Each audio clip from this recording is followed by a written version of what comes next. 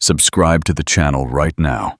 Hit that like button and get ready to comment. Pay close attention. The architect's silence. 6 years of silence.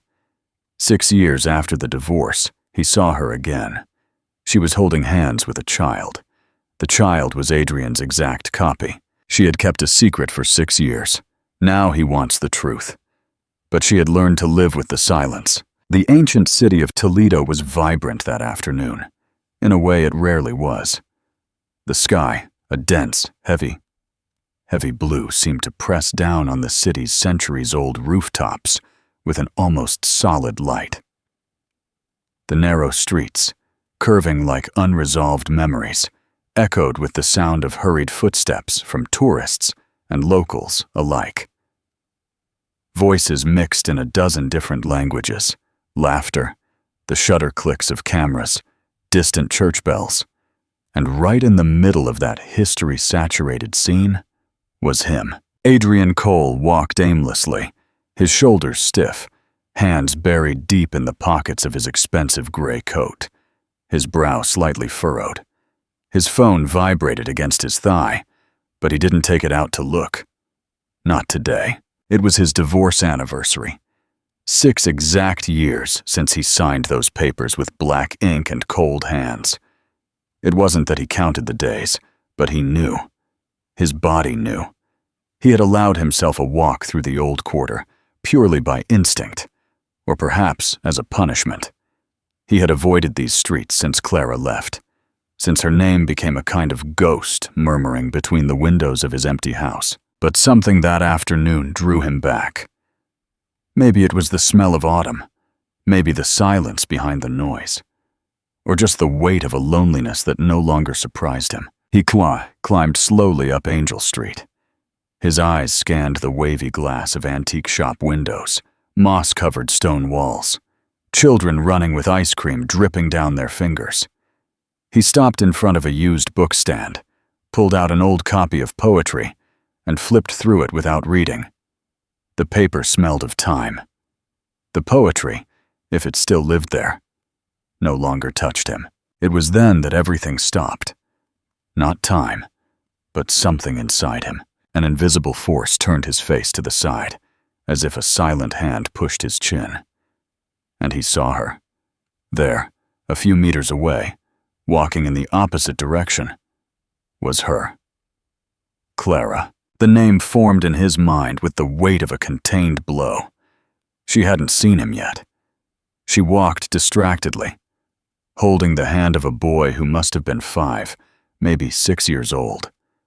The child looked around with a serene curiosity, his face slightly furrowed, his body leaning to one side as if trying to absorb the world. Adrian felt his knees give way by an inch. The child was his portrait. Not a vague or generic resemblance. It was him. Those intense brown eyes, too large for his face. That slightly arched brow, like someone carrying questions he doesn't yet know how to ask.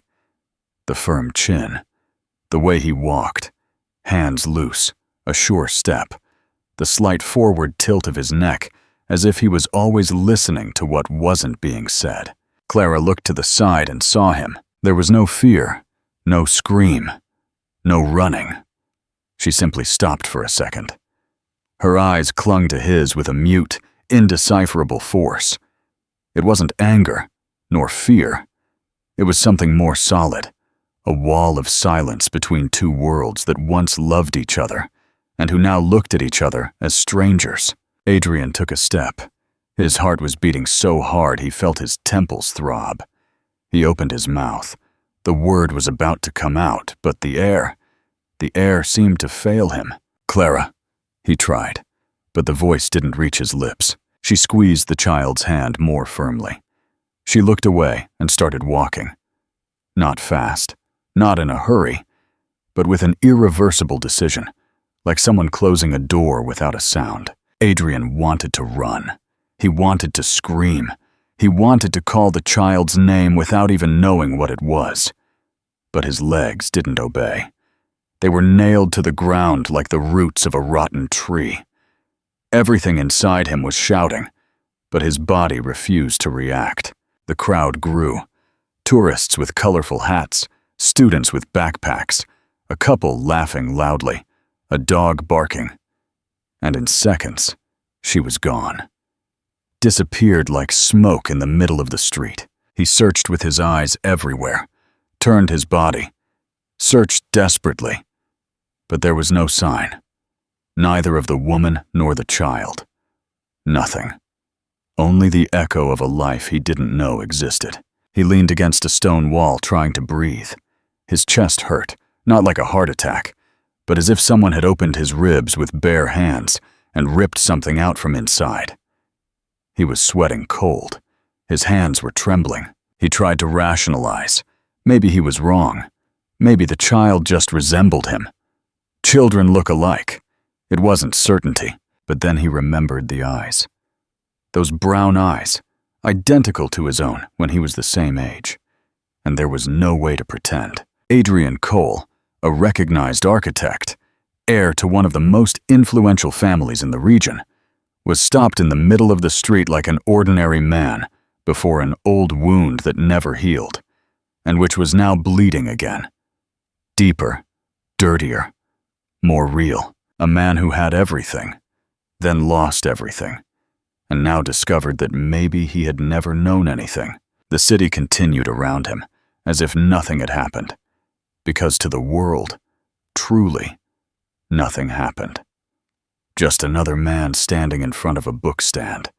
Just another pale face in the crowd. Just another story no one saw happen. But for him, right there, in that instant, reality had cracked.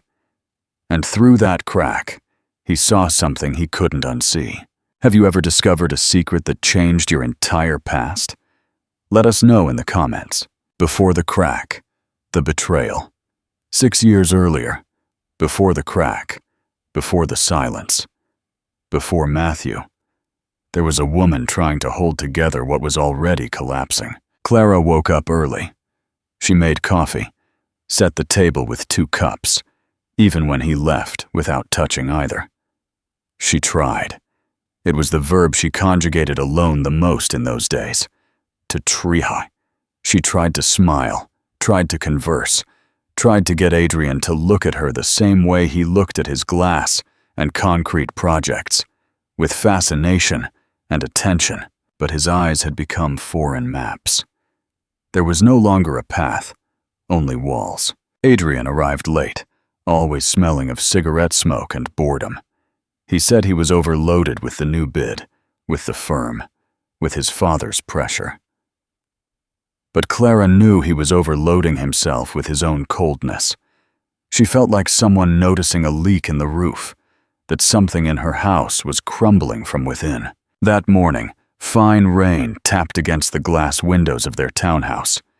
Clara looked at her reflection in the mirror. Sunken eyes, dry mouth, a trace of forgotten makeup under her chin. She decided not to cry. She showered, pulled her hair into a hurried bun, grabbed a coat, and went out. She carried a bag with freshly baked pastries and an envelope. Inside was a small symbolic gift, a sketch of the project they designed together in their first month of marriage on tracing paper. They never built it, but Clara kept it. It was more than a draft. It was memory. It was roots. "I'm going to the firm. I'm going to surprise him." She said it out loud to no one, perhaps to convince herself. She took the subway, got off at the main plaza, and walked to the commercial building where Cole and Associates was located.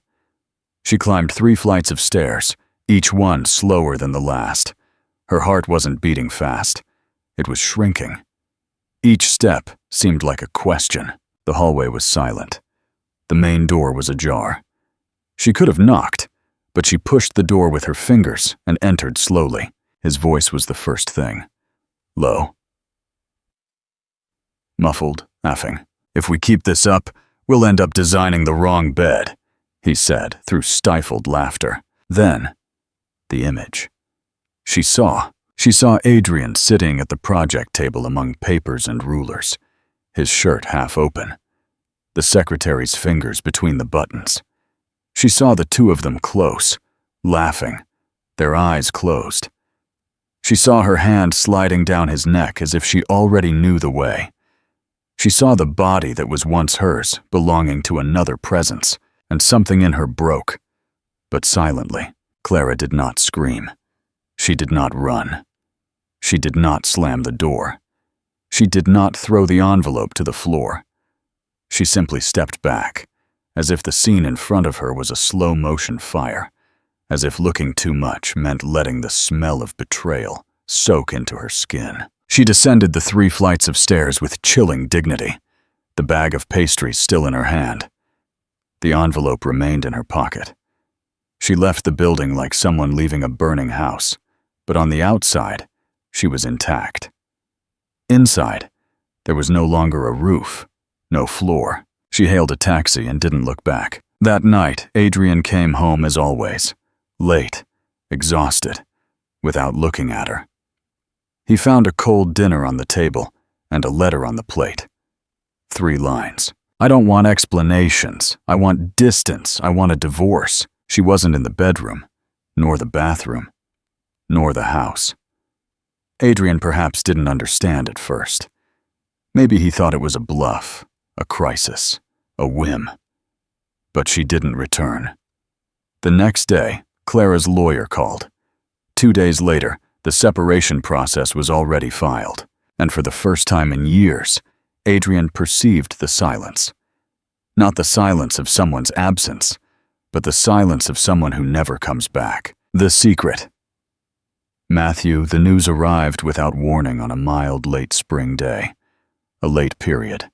A strange body. Sharp intuition. She bought a pharmacy test and waited alone in the bathroom of the house she had shared with Adrian. The 2 lines appeared with cruel speed, without hesitation. There was the answer. She wasn't alone. She never would be again. She sat on the cold tile floor, the test between her fingers, her legs folded, her heart trying to organize its own beats. She should have cried. She didn't. She touched her still flat belly with the palm of her hand and whispered without knowing why. You came? The news could have been light, but an old shadow covered everything. The memory flashed in her mind. Clear, direct, threatening. If you get pregnant and we separate, I will take that child from you. The Coles have power. Never forget that. He had said that one night during an argument, long before the betrayal, when fighting already replaced intimacy, when she dared to say she dreamed of children. And he, with the coldness of someone who knows the weight of the family name, cut the dream in half with that dry, unwavering phrase. At the time, Clara laughed. She thought it was an exaggeration. But now, with those 2 lines on the test, the phrase resonated with a different gravity. It was a threat, and more. It was the memory of the man he truly was. She spent the following days in silence. She left the house only for appointments, always at alternative times. She avoided friends, neighbors, even family. Her small belly could still be hidden. But the fear grew. She knew what the Coles were capable of. She knew about Adrian's father's power, his contacts with judges, his political influence, the way they silenced scandals and manipulated judicial decisions. She had already heard stories. She had already seen it happen with his cousin, who lost custody of her son for being emotionally unstable. Instability, in that case, meant trying to get out of a sick marriage. Then she understood. She couldn't stay. The decision came in a sleepless early morning.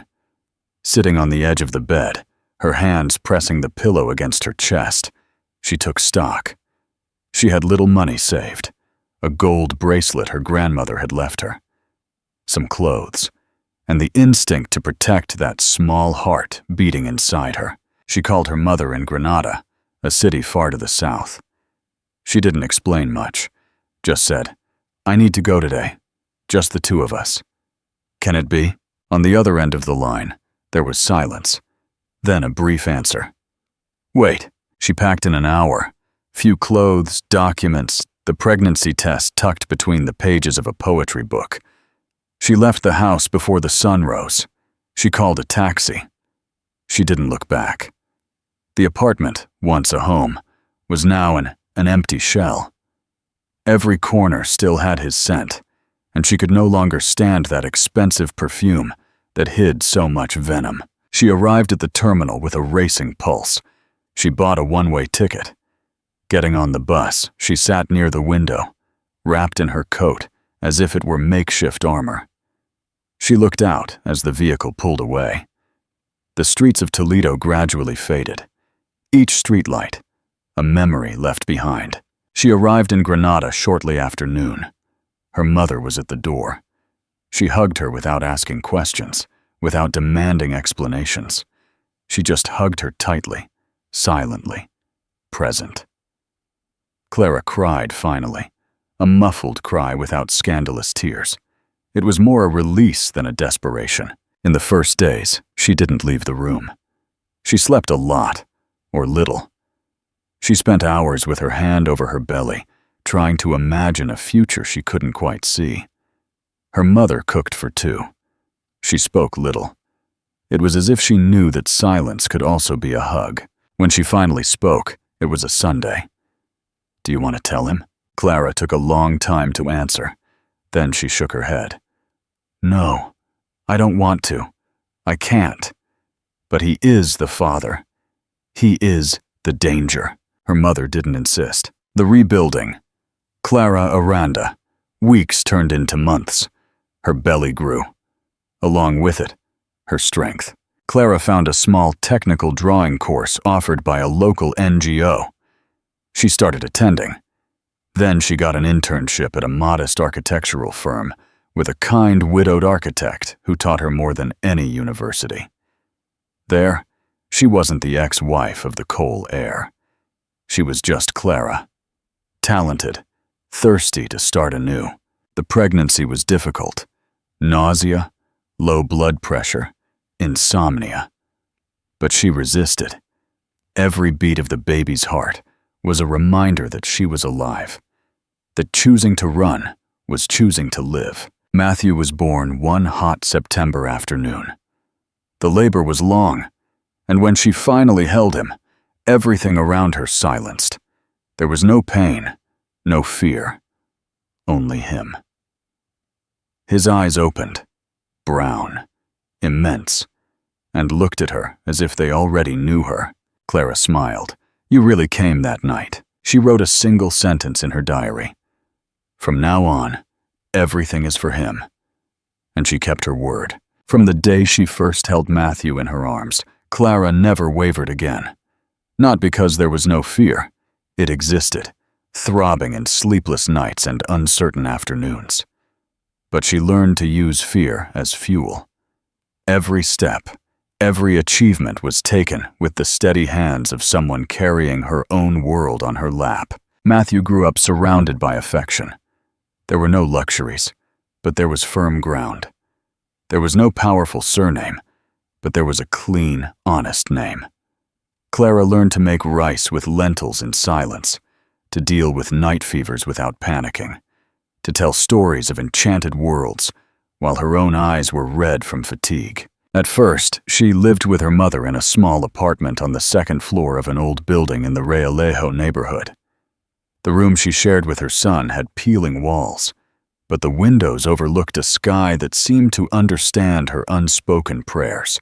When Matthew turned 2, she got him a spot in the municipal nursery. Clara began working full-time at the same firm where she had interned, now as a project assistant. 3 years later, she received a partial scholarship to an architecture faculty. At night, she sat in the tiny living room and sketched freehand while Matthew slept. The lines she drew were no longer just facades or structures. They were maps of her survival. She had learned to transform absence into foundation, pain into concrete. Everything that once broke her was now part of what sustained her. She excelled. The professors saw something unusual in her, a rare blend of technical precision and contained emotion. She designed houses that seemed to understand people's emptiness. She chased after every lost class, did assignments while washing dishes, studied during pediatrician appointments, read by the edge of the bed while Matthew asked for just one more minute before sleeping. She earned a full scholarship in the 3rd semester, then her first paid internship. And with that, she rented a small apartment just for them. 2 rooms, a narrow hallway, a balcony where she planted basil and lavender. She never told anyone about Adrian. Her college classmates imagined she was widowed. Some thought she was a single mother by choice. Clara didn't correct them. She didn't lie. But she didn't give anything away either. She guarded that part of her history like someone keeping broken glass, careful not to cut her fingers. For Matthew's birthdays, she made simple cakes and filled the apartment with recycled balloons. In the photos, only the 2 of them, mother and son. A silent portrait of everything she had built without fanfare, without help, without surnames. Sometimes she dreamed of him, not of Adrian, but of the child Matthew could have been if he had grown up with his father's presence. In some dreams, he ran in a huge garden holding 2 hands. In others, he said, "Mom, why didn't he come?" And Clara woke up sweating, swallowing a guilt she wasn't sure was justified. But she never hesitated. She never let the decision to have fled slip into regret. She knew what she had done. She knew why she had done it. And she knew that by doing so, she not only saved herself but also saved her son from growing up in the shadow of a name that never meant protection. At the age of 5, Matthew asked for the first time, "Mom, why don't I have a dad?" Clara knelt down, held his face in her hands, and replied, "Because you have me, and I never left you." Matthew didn't answer. He just leaned his head on her shoulder. And in that embrace, Clara understood that love was also a language spoken with presence. In her final year of college, she presented her thesis, a social housing project focused on single mothers. The jury was silent for a few seconds after the presentation. Then they applauded. Her tutor hugged her with moist eyes. She left the room with the feeling of having rebuilt everything that had once been demolished. She got a job at an architecture firm focused on social projects. It wasn't Adrian's award-winning firm, but it was a space where her voice had weight. She bought a used bicycle, took Matthew to school pedaling. On Saturdays, they frequented the same corner ice cream parlor. She always ordered vanilla. He ordered mint chocolate chip. It was the only fixed habit of the week, the ritual of remembering that life also needed sweetness. And so, with small, dignified steps, Clara got there. A firm woman, mother of a child who smiled with his whole body, an admired professional, owner of her own story. She won. And she didn't need anyone to see it for it to be true. But now someone saw Adrian, the confrontation, stepping onto her ground. The image of the child wouldn't leave his head. It was so sharp it hurt. The features, the gait, the attentive silence that he himself had at 5 years old. The eyes. God. The eyes. As if time had folded over itself and returned to Adrian, the mirror of a past he never lived, but which now looked at him through the streets of Toledo with implacable naturalness. It wasn't coincidence. It wasn't projection. It was the truth. In the days that followed the fleeting reunion, Adrian tried to convince himself that he didn't need to know more. He tried because he knew what would come next. Guilt, fear, shame. But he failed. In his office, he drew lines on boards that led nowhere. At night, he read reports he didn't retain. He started sentences and left them halfway. When someone asked if he was okay, he automatically replied with a clear, "Yes." But inside, everything was noise. He hired someone discreet to investigate. He asked them to track Clara, but without invading, without causing a scandal. 2 days later, he received an envelope in hand. Granada. Rio Lejo neighborhood. Her mother's name as the apartment's leaseholder. The child's school. A first semester report card. Enrollment photo. Name, Matthew Aranda. He didn't carry his last name, but the face was enough. Adrian stood there, documents on the table, as if observing the record of a life he never participated in. And with that, the inevitable question. What would he do with it? He called his driver. He asked him to prepare the car for a trip. "I need time to think," he said. But what he wanted, deep down, was time to undo. The trip to Granada was long, though short in kilometers. The car seemed smaller, the air denser. He didn't speak during the 4-hour drive. He just watched the landscape change with an immobile face. He thought about Clara, about the courage she had to disappear, about the courage he never had to be someone different. He arrived at the address. A discreet street, low buildings, children playing on the sidewalk. He got out slowly, his hands damp. He climbed the steps with silent footsteps. The doorbell was simple. Round, he rang it once and waited. When the door opened, the image in front of him disarmed him. Clara. Her hair shorter, her face more mature, but the eyes the same. Intense, clear, strong. She didn't seem surprised. She looked at him like someone who was already expecting him, like someone who already knew that someday this moment would come. "Adrian," she said without emotion. He didn't answer immediately. He just looked at her as if he still couldn't believe she was there. Real, alive, out of reach. "He's my son, isn't he?" The question came out like a stone. There was no accusatory tone, only truth, and an old fear mixed with a new one. Clara didn't look away. She didn't move. She just took a deep breath. Firm. "Yes, Matthew is your son, but he is my world." The words fell between them like a verdict. For an instant, neither of them spoke. The silence grew louder. The sound of the street in the background, a dog barking, a ball bouncing on the asphalt. Everything seemed distant, as if they were isolated inside thick glass. Adrian tried to organize a thought, but his body spoke first, his hands trembling, his throat dry. The weight on his chest. He didn't know if he could enter. He didn't know if he should. "Why didn't you tell me?" She gave a bitter smile. Her eyes remained fixed on his, but there was a weariness there that didn't exist before. "Do you remember what you told me a year before everything ended? If you get pregnant and we separate, I will take that child from you. The Coles have power. Never forget that." Adrian closed his eyes. He remembered. The phrase was real. He said it in anger, on any given night, and he never thought she would take it seriously. "Clara, you don't need to explain yourself." She interrupted him with a gentle but firm gesture. "I'm not here for revenge. I'm here because he needs me whole. And I could only be whole far away from you." The words were like clean blades. There were no shouts, no tears, but every syllable carried the pain of years. "Can I see him?" She hesitated for this first time. Her eyes flickered. Her body moved slightly. "He's at the park with my mother. He'll be back in half an hour. You can see him, but don't confuse things."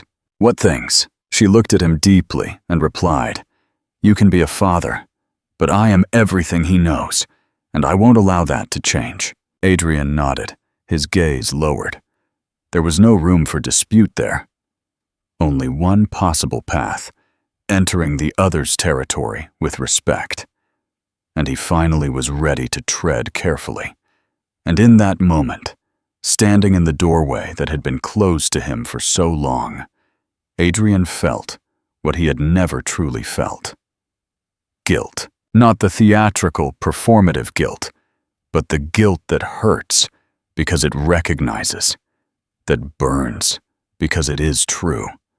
That is silent because it knows it has been wrong. Clara stepped aside, making space for him to enter. And so, without rituals, without hugs, without promises, the story began to reopen. The apartment and the truth. Adrian entered Clara's apartment with the same feeling of invading a sanctuary.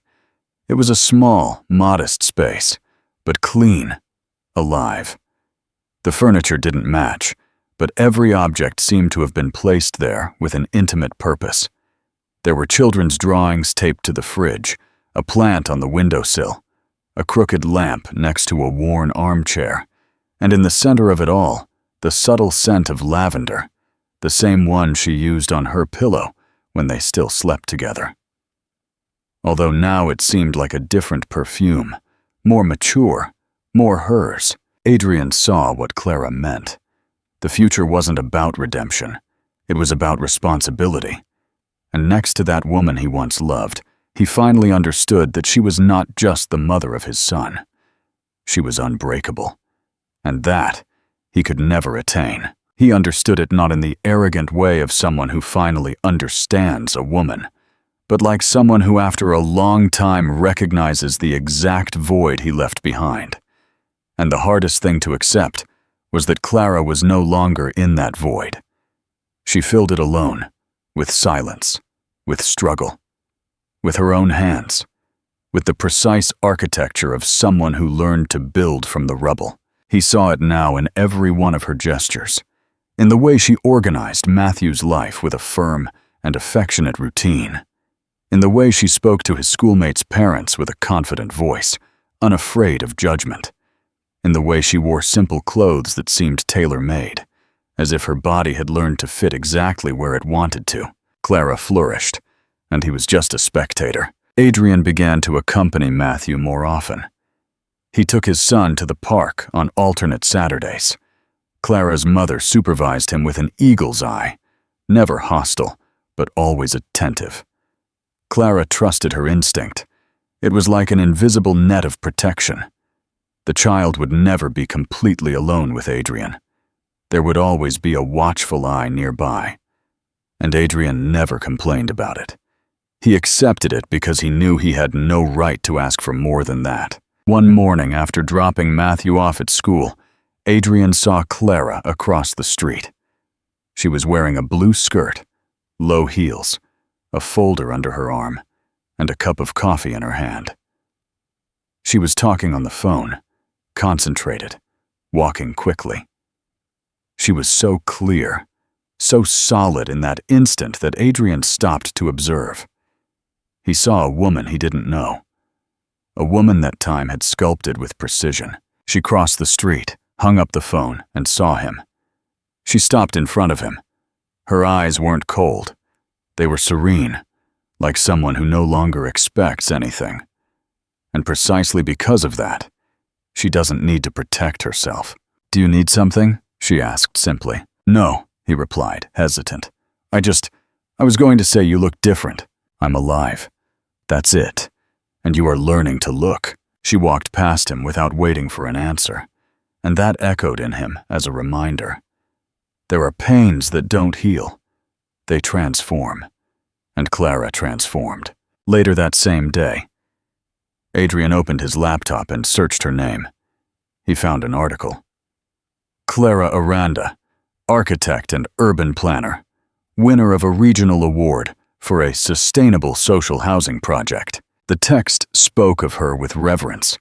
It mentioned her education, her trajectory, her focus on vulnerable communities. No influential surnames, no inheritances. Everything was merit. Every paragraph was a confirmation of what he was already beginning to accept. Clara not only survived, she became someone else. And he remained rich.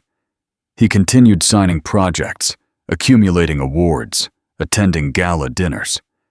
But everything he carried in his pockets, the contacts, the promises, the contracts, now seemed lighter than a dry leaf compared to the concrete weight of the presence Clara earned with her own story.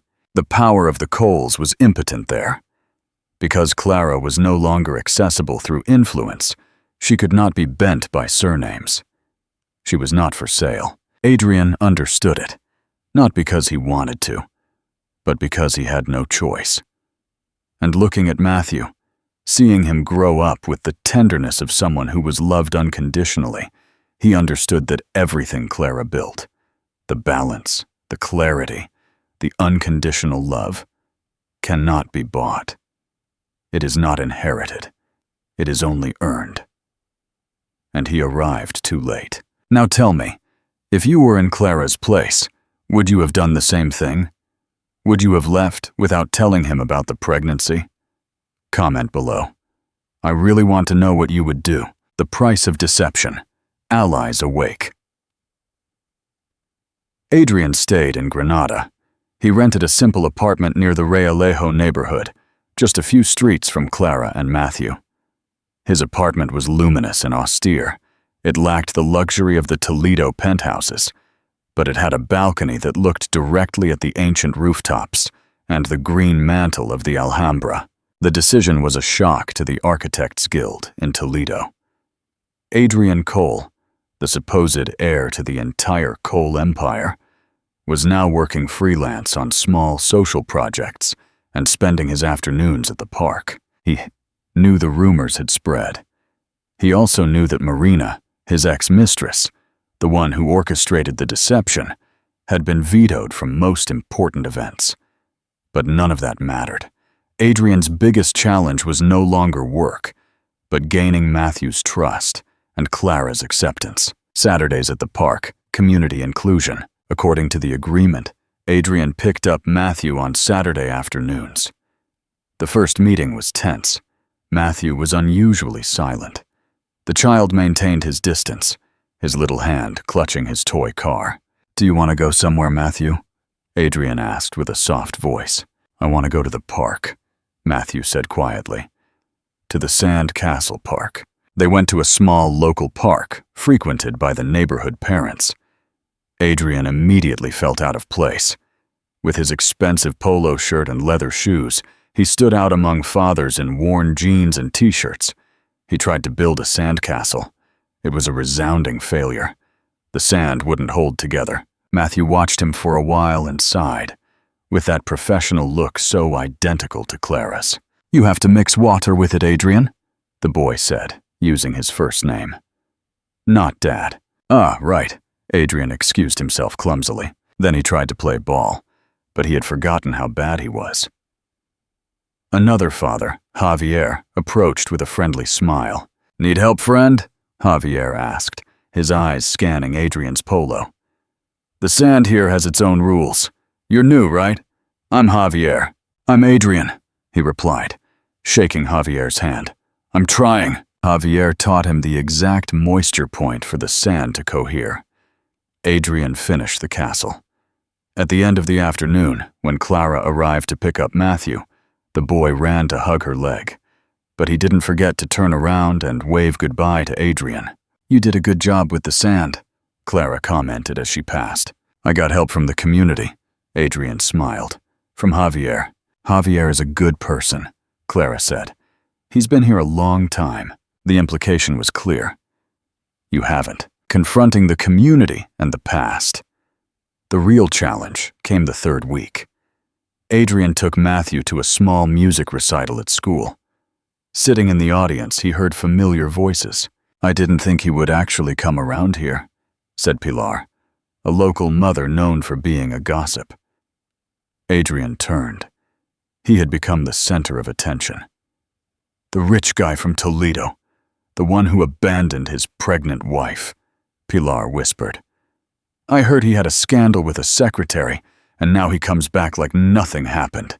It's disgusting." Adrian felt his cheeks burn. He wanted to stand up and silence them, but then he looked at Matthew focused on the stage.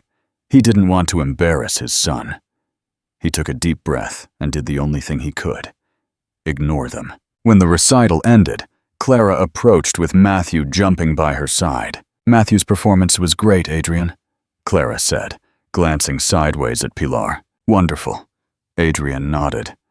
"Your son has the voice of an angel, Clara." Pilar approached with shameless curiosity. "Oh, Clara, I didn't know your new boyfriend would come too. What a surprise. It's the first time I see him around here." Clara put a hand on Matthew's shoulder with a glacial look. "He is not my boyfriend, Pilar," she said with a cold but polite voice. "He is Adrian, Matthew's father. And yes, it is a great surprise, one that Matthew deserves." Adrian looked at Clara. That wasn't an excuse, but a declaration of protection directed at him, at Matthew, and at the community. Pilar stepped back, visibly confused.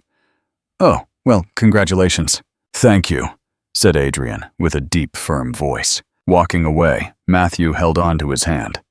"My performance was great, right, Adrian?" "Wonderful, Matthew," Adrian answered. "No one can doubt it." The Fisher of Truth. Sunday night, taking Matthew home, Clara invited him in for tea. Matthew had fallen asleep on Adrian's shoulder in the car. Adrian laid him down tenderly, his gaze full of affection. Back in the kitchen, Clara poured the tea. "You don't have to lie, Adrian," she said without looking at him. "You know the community talks." "I heard it," Adrian acknowledged, "but I didn't lie. I'm not your boyfriend, and I am Matthew's father." "I don't mean that," said Clara, finally turning with inquisitive eyes. "Pilar said you abandoned me while pregnant. That's not true. You abandoned me before I could tell you." Adrian gripped the teacup. "Correct. It was an important distinction. I left after I believed you had betrayed me." Clara looked at him, narrowing her eyes. "You believed I betrayed you?" Adrian told her the old story. How he received the anonymous envelope with photos and messages, all orchestrated to look like she was being unfaithful. He spoke of his rage, his wounded pride, and his cowardly decision to leave without explanations. Clara listened with a pale face. When he finished, she didn't cry. She just smiled bitterly. "Turns out we were all fools trapped in someone else's drama," Clara said. "You thought I betrayed you, and I thought you had replaced me with the secretary. I didn't tell you about Matthew because I feared you would use your power to take him from me, as you threatened once." "I said that in a fit of rage, Clara," Adrian whispered. "I was wrong. I'm sorry." Clara shook her head. "Apologies mean nothing now. The important thing is, who did this? Who sent you those photos?" "Adrian, I left in silence because I know Cole and Associates has enemies. If someone wanted to destroy you, they could use me as a pawn. But if they know about Matthew," the new truth struck like lightning. Both realized they were not just separated by an act of spite, but there might be a dark force behind it, threatening the life Clara had built with so much effort. "I will find out," said Adrian. His eyes darkened with determination. "I will find whoever did this, Clara." Clara looked at that fierce gaze. She no longer saw the arrogant ex-husband. She saw a father, a partner, ready to fight for his new family. "This time you won't fight alone," Clara said. She offered him her now cold cup of tea. "Tell me about the enemies Adrian Cole made in these 6 years, Ria." Adrian took the cup. It wasn't the handshake of love, but that of two allies in the same trench. The matter had transcended the personal. Now, they were a team. The next question. The initial betrayal was orchestrated. Who is the enemy behind it all? And how will Adrian and Clara use their talents, Adrian's architecture and Clara's planning, to dismantle this web of lies? Investigation, planning, and design. Adrian and Clara met the next day at his apartment. The space, previously cold and minimalist, now felt like an emergency operations center with blueprints and notes scattered over the glass table. Matthew was at school under the watchful eye of Clara's mother. "Let's start with the obvious," said Clara bluntly. She was dressed in casual clothes, but her attitude was that of the brilliant strategist Adrian had loved and then underestimated. "Who benefits from your personal ruin and my disappearance?" Adrian ran a hand through his hair. 6 years ago, the firm Cole and Associates was vulnerable. My father had just fallen ill, and I was managing a massive infrastructure bid in the South. My emotional distraction would have been catastrophic for the firm's stability. Clara nodded, her mind already designing the flowchart. We need a list of competitors in that bid, and people with personal motives to discredit you. Your ex-partner, Marco. Marco was in debt. Yes, and he helped me set up the farce of my supposed affair with Marina in exchange for money. But Marco was a pawn, not the brain. He wasn't smart or discreet enough to forge emails and photos so convincingly. Adrian frowned. The mastermind wanted more than my money. He wanted my controlled destruction. Carla took a map of Toledo and began tracing lines. Adrian, tell me who hated the Coles enough to want to destroy your life, not just your bank account. Identifying the architect of deception, Adrian thought of his old rivals. One stood out. Hector Serrano. Hector Serrano, Adrian said. The name had a bitter taste. His family was partners with the Coles, but my father marginalized him a decade ago for dishonesty. Hector swore revenge. He lost that infrastructure bid and was expelled from the guild. His specialty was complex planning and data engineering. Clara perked up. Perfect. An architect of betrayal. That explains why the evidence was so convincing and tailored to your obsessive mind. She pulled out her laptop, her fingers flying over the keyboard. While you give me the financial data from that time, I'll look for the digital trail Hector Serrano left. As an architect, I know there is no perfect structure. Adrian went to work on his computer, accessing old legal files of the firm. Clara, meanwhile, immersed herself in public databases and company records. She used her knowledge in planning and design to look for patterns in Hector's trajectory that might indicate a clandestine movement. Look at this, Carla said, an hour later. She had found dark records. Hector Serrano sold all his shares shortly before the bid you lost was presented. And later, he bought a small office building in Toledo through a shell company called Arcadia Solutions. And what does that have to do with anything? Asked Adrian. That building, Clara pointed to the address on a digital map, is the same one where Cole and Associates had its temporary office for the bid project. And if you look at the property records, the purchase closed a week before you received the anonymous envelope with my photos. Adrian went pale. He not only sabotaged me professionally, but he bought the stage of my personal downfall. And here is the problem with every architect, said Clara, smiling coldly. They love to leave their signature. Hector is the only partner the Coles betrayed. The word Arcadia is a nod to his own supposed betrayal by your father. A new design for revenge. The truth was a concrete block between them. Hector Serrano had designed the betrayal like an architectural project. Adrian felt an icy rage. I won't let him get away with it. I'm going to ruin him professionally and legally. No, said Clara softly, closing her laptop. Her voice was firm. We aren't going to ruin him. We are going to dismantle him piece by piece. Ruining him is the old Cole way, the way that made you lose your family. She stood up and unfolded a large blueprint. It wasn't a map of Toledo, but a drawing showing the structure of a house, a social design she had created for her thesis in Granada. Hector attacked you because he thought we were weak and that Matthew was your vulnerability. Our strategy must be to demonstrate that Matthew is our strength, not our weakness. Clara proposed a plan that combined Adrian's financial power with her community intelligence.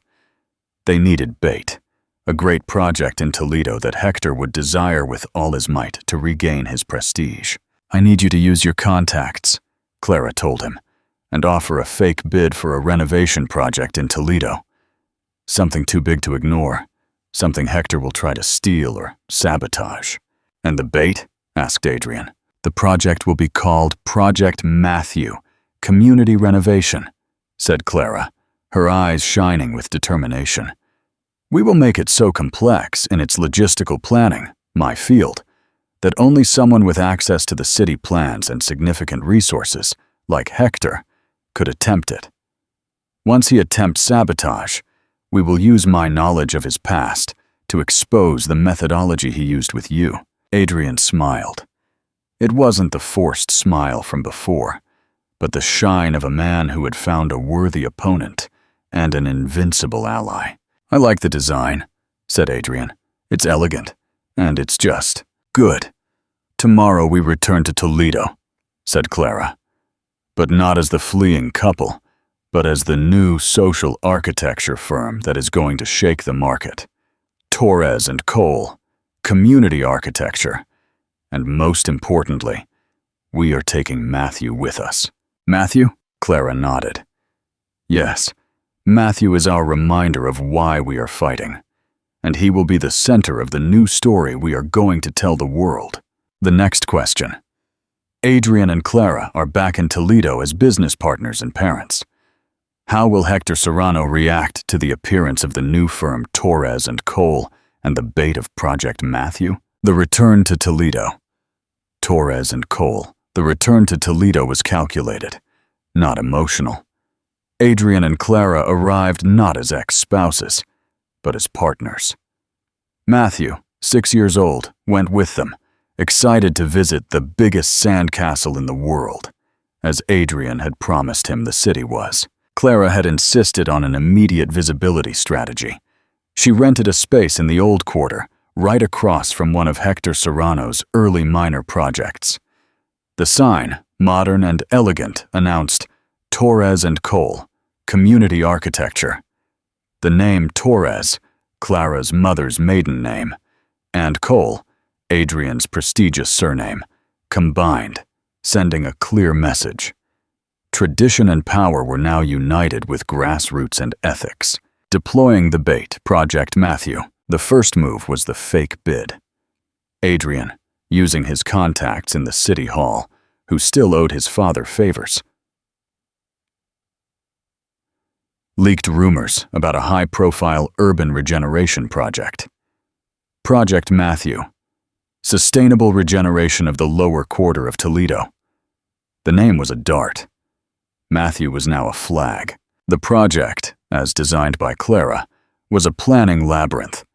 It implied restructuring public utilities, complex historical conservation, and crucially, the temporary relocation of several key properties. It was a job that demanded intimate knowledge of the city and a well-oiled bribery structure to move permits quickly. "If Hector wants this project," Clara explained to Adrian, reviewing blueprints in their new office, "he will have to resort to the same corrupt network that ruined him the first time. It's his only way to get the permits on time." Adrian smiled with admiration. "You're designing his fall like a structural failure, Clara." "The structure of a lie is inherently defective," she replied. "We just need to put pressure on the right point." Hector Serrano's reaction. Hector Serrano received the news of the new firm and the Project Matthew bid with a mix of fury and obsession. For him, Adrian Cole was a professional corpse that had just stood up, and returning with Clara, the woman whose flight he had planned and silenced with impressive coldness, was an affront. Hector had gloated over Adrian's private suffering for 6 years. Now, that suffering was a mark of respect on his competition's new logo. He sent his associate, a man named Damien, to investigate. Damien returned with bad news. "Adrian has cut all ties with his father's firm, Hector. They are working on small social projects. But Project Matthew, that bid is real, Hector. It's huge, and the deadline is ridiculous. Ridiculous for anyone, but not for me," growled Hector, looking at the plans for Project Matthew. He saw the relocation clauses and the legal complexities. He instantly recognized the trap, or what he thought was the challenge. If anyone wanted to win that bid, they would have to sabotage the relocations or bribe the licensing officials in a way only he, with his experience in the dark side of architecture, knew how. "This isn't Adrian's work," declared Hector. "It's too meticulous and ethical for him. This bears Clara Aranda's signature. She was always the brilliant mind behind Adrian's projects, and now she is the mother of his son. This is personal." Hector knew that if Torres and Cole won Project Matthew, his own company, Arcadia Solutions, would be marginalized forever.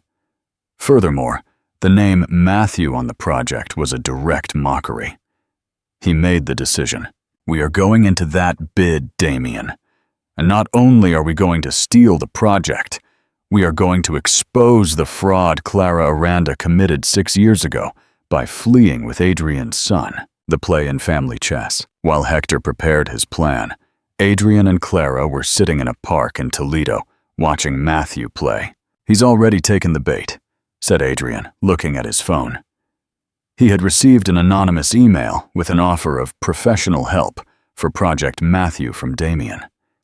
It was confirmation that Hector was in the game. "Now we have to prepare for the counterattack," said Clara. "He won't just try to win the project. He will try to destroy my credibility."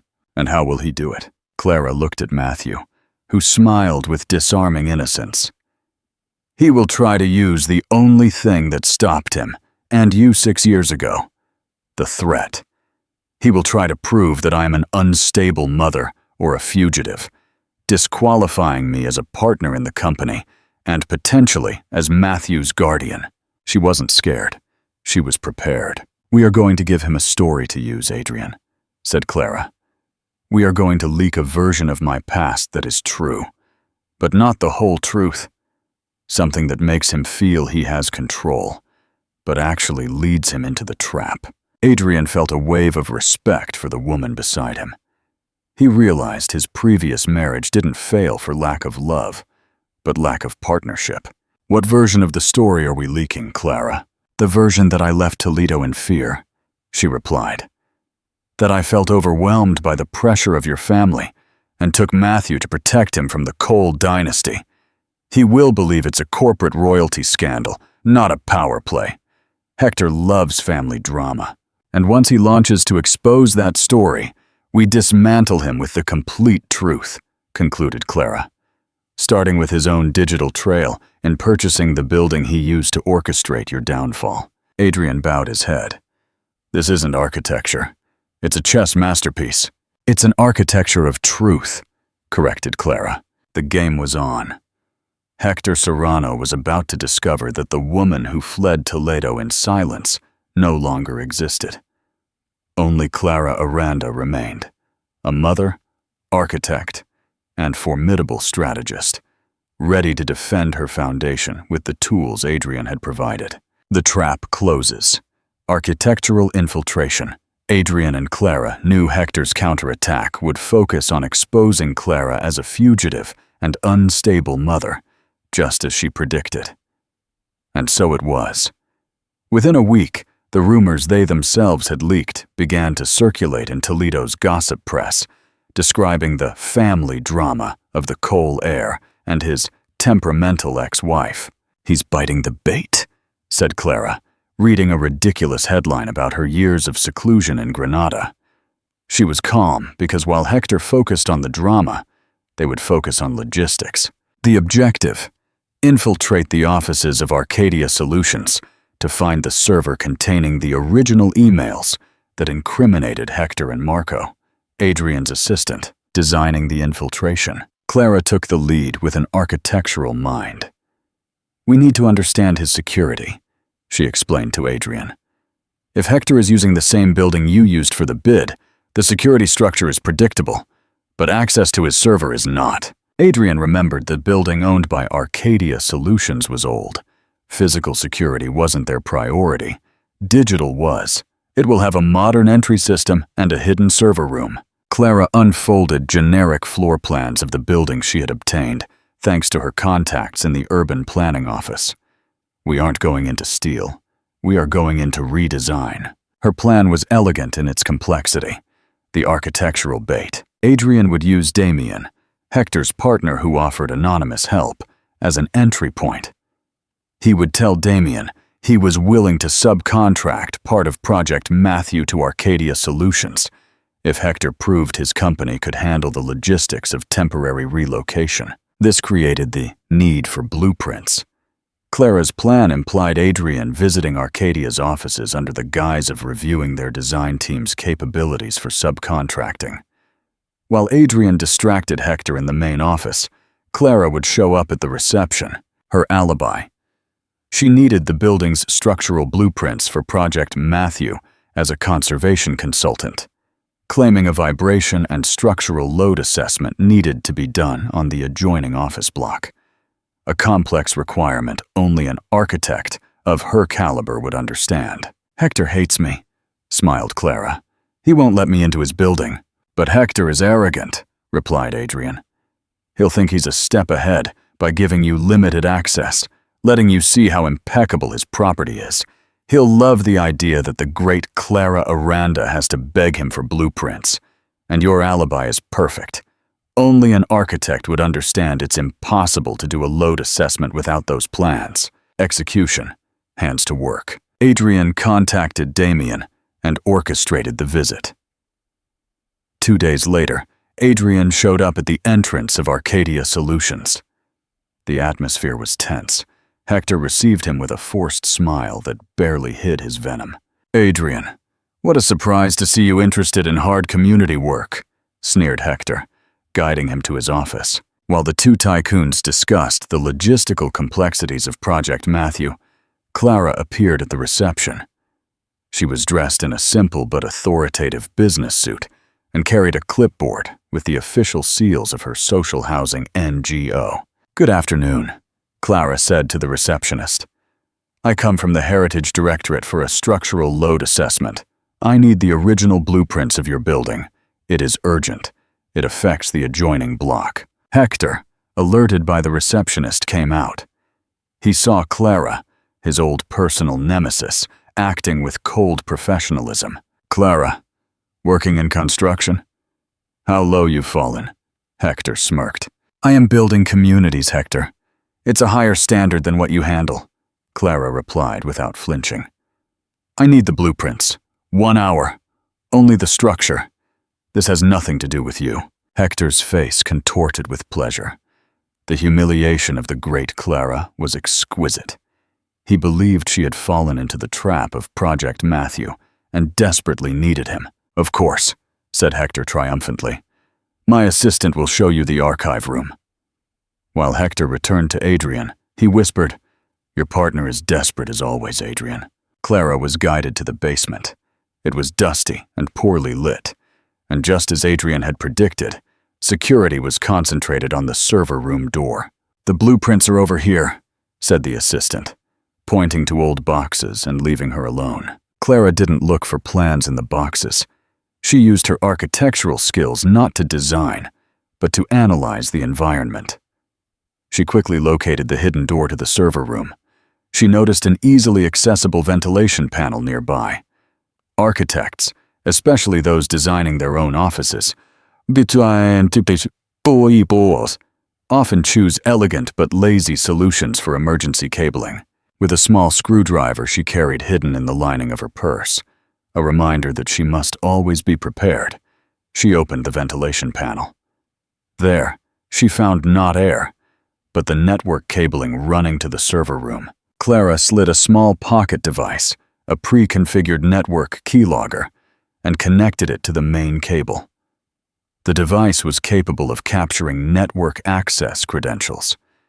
She closed the panel, steadied her breathing, and then, casually, pulled a structural blueprint from the boxes to justify her time in the basement. Upon leaving, she smiled at Hector and Adrian, who were pretending to finish their tense meeting. "Thanks for the help, Hector," Clara said with glacial courtesy. "The foundations of this building seem as unstable as your business." Data collection. Back in their apartment in Granada, the tension was palpable. Clara's small device was connected to her laptop. After an agonizing hour, the device blinked. Access credentials captured. Adrian read the username, H.Serrano, and the password. "It's time for Hector to pay the final bill," said Adrian, his eyes full of cold determination. He accessed Arcadia Solutions' network remotely. They found a hidden folder. Inside, the original text files Hector had sent to Marco 6 years ago, instructing him how to forge the emails and photos of Clara and how to send them to Adrian. They also found a file detailing the money transfer to Marco's indebted account. The proof was irrefutable. Not only was Hector the mastermind, but the betrayal was a paid corporate project to destabilize Adrian's firm. Clara and Adrian looked at each other. There was no need for words. The initial anger had transformed into quiet steel. They had what they needed. "Now the grand finale," said Clara.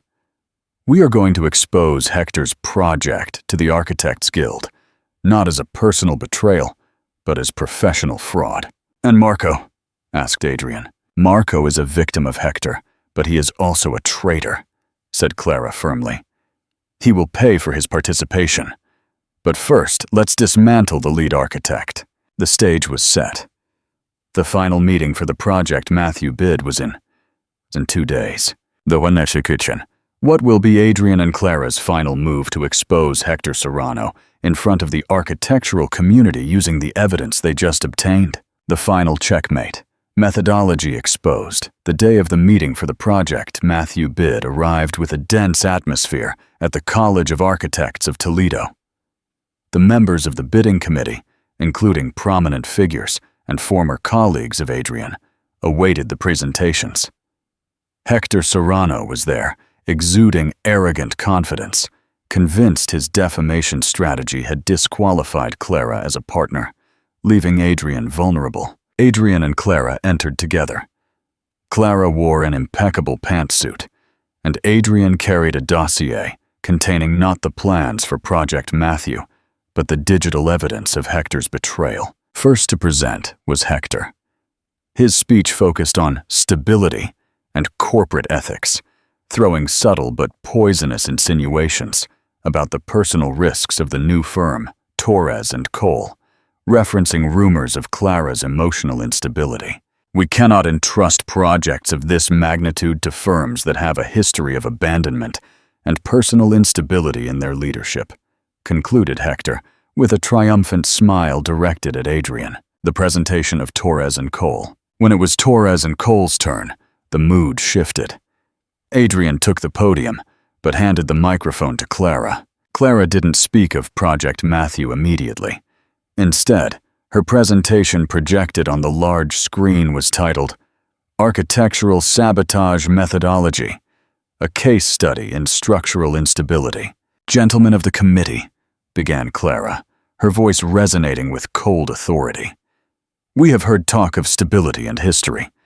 Therefore, Torres & Cole has decided not to present the renovation project today, but a structural analysis of the lies and professional fraud operating in this guild." The room went silent. Hector went rigid in his seat. Clara navigated through slides showing screenshots of the Arcadia Solutions network, detailing Hector's plan to sabotage Adrian 6 years prior. Foundation. The motive. Showing the money transfer to Marco's account, the indebted assistant, to pay for his complicity. False blueprints. The personal betrayal. Showing the original emails from Hector to Marco, instructing the forgery of photos and messages to simulate Clara's infidelity. The terrain. The scenario. Showing the property record of Arcadia Solutions regarding the building that housed Adrian's temporary office, proving Hector bought the site of the betrayal to ensure access and total control. "Mr. Serrano," continued Clara, pointing to a table comparing the fraud of 6 years ago with his current attempt to discredit them, uses a constant methodology. He sows personal instability to achieve professional gain.